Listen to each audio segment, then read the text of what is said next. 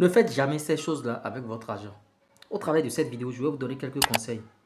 Des choses que vous ne devrez pas faire, bien sûr, avec votre argent. Parce que quand vous allez faire ces choses avec votre sou, vraiment, ça va partir en cacahuète. Coucou, salut, j'espère que vous allez très bien. Ici, je vous conseille, c'est votre conseil financier ici. Bon, en tout cas, vous savez ce que vous avez à faire parce que c'est la thématique qu'on partage ici, finance, tout ce que vous voulez et tout dans la gestion de vos sous, tout ce que vous voulez. Donc, restez scotché du début jusqu'à la fin afin de savoir ce qu'il y a réellement dans cette vidéo. Qu'est-ce qu'il ne faut pas faire avec son argent? La première des choses qu'il ne faut pas faire, c'est investir dans un domaine qu'on ne maîtrise pas. Il y a beaucoup de personnes qui investissent dans des trucs qu'ils ne maîtrisent pas. Quand vous ne maîtrisez pas un domaine et vous investissez dedans, votre argent est déjà perdu à 55%. Allez écrire ça quelque part. Parce qu'après, vous allez commencer par poser des questions, mais qu'est-ce qui se passe? Il y a beaucoup qui investissent bien sûr bon, en tout cas, immobilier, tout le monde crie immobilier, immobilier, immobilier. Si vous ne maîtrisez pas l'immobilier et vous vous lancez dans ce business-là, vous allez crapahuter, vous allez déchirer. Il y a beaucoup de ces business dans lesquels les gens investissent sans savoir. L'autre chose, deuxième chose, c'est que vous mettez tous vos œufs dans un même panier, vous investissez dans un seul domaine.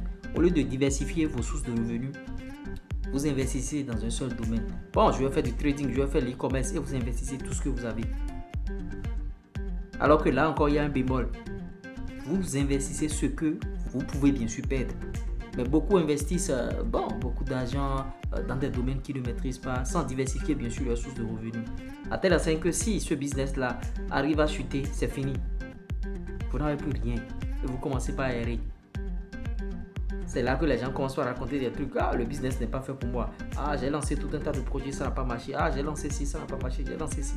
Maintenant, quand il parle de diversification, ce n'est pas lancer tout un tas de projets sans achever.